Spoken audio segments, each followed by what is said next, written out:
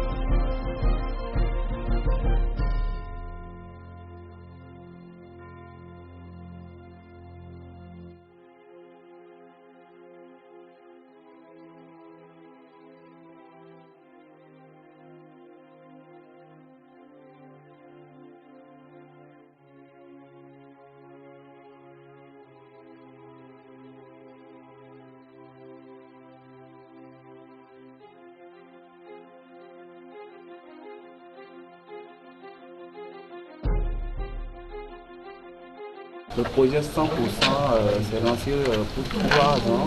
Dites-nous à quoi va consister ce projet au cours de cette période. Bien, le projet 100%, c'est un projet que le CENFORT initie à la suite des diverses actions des organisations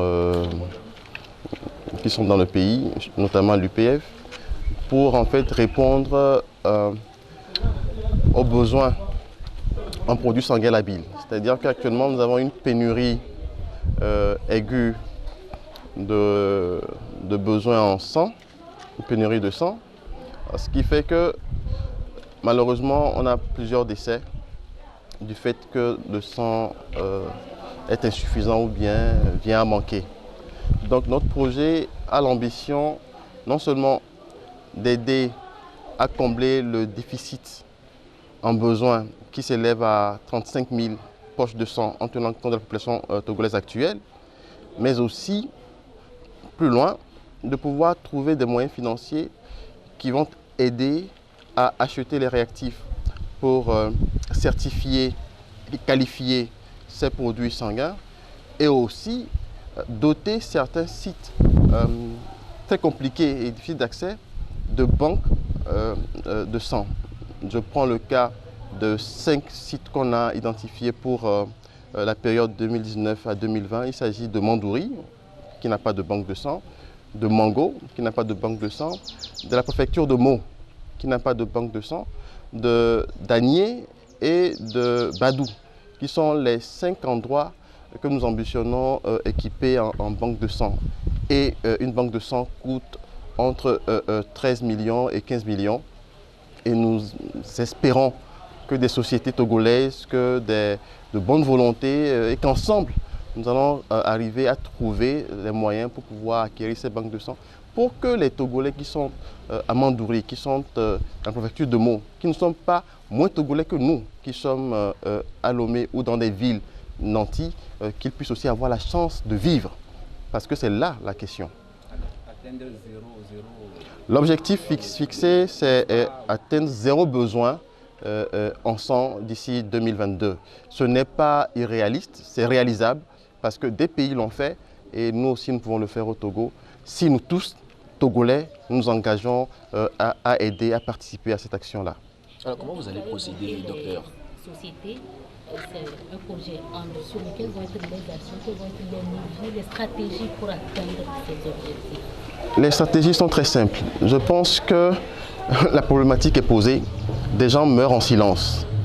Et le besoin en sang actuellement au Togo est de 35 000 poches.